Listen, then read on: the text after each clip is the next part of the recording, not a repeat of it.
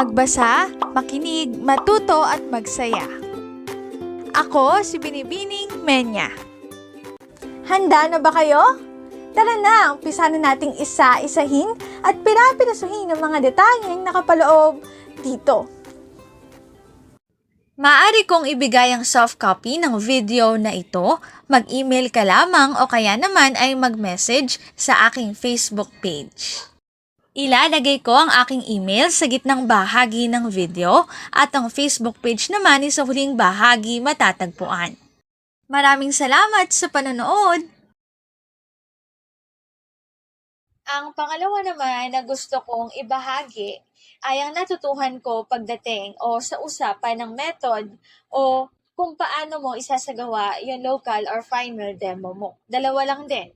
Gagamit ka ba ng traditional, ibig sabihin Manila paper na punong-punong-puno ng sulat tapos ididikit mo sa pader?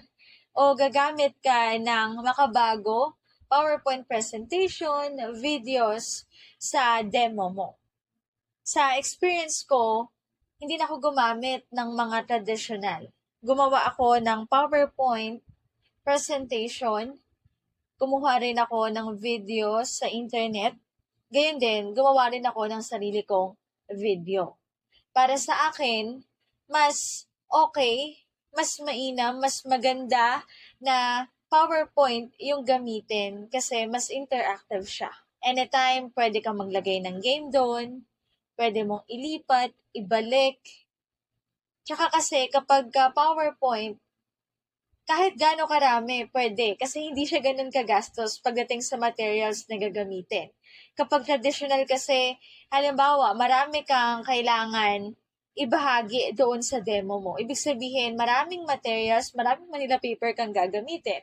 Pero dahil nagtitipid ka, pagkakasyahin mo sa isang Manila paper, kaya ang ending, yung isang Manila paper, punong-puno. Kapag nakita yun ng bata, kahit ikaw mismo, sisipagin ka bang makinig? Nang ganun kahaba, yung kailangan mong aralin, kailangan mong intindihin sa oras na yun? Diba? Medyo hindi sigurado yung sagot.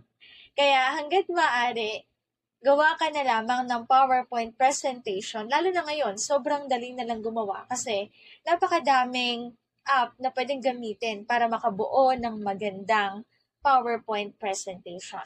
Sa kabuuan, gusto kong ibahagi ang natutuhan ko na kapag usapang method or paano mo isasagawa yung final or local demo mo, iangkop mo sa panahon ngayon. 21st century na kung saan gumagamit na talaga ng technology. Gawa ka ng PowerPoint presentation, kuha ka ng videos, i-connect mo sa TV, gumamit ka ng speaker para marinig ng lahat kung ano man yung sinasabi doon sa video, o kung mahaba naman yung oras mo para maghanda, gawa ka ng sarili mong video.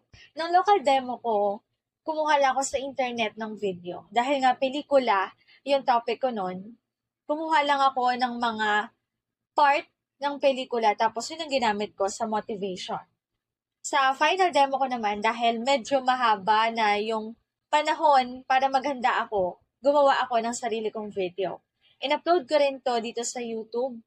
Yung video na yon ay tungkol sa pagpapakilala sa bansa na pinanggalingan ng akdang Aguinaldo ng mga bago.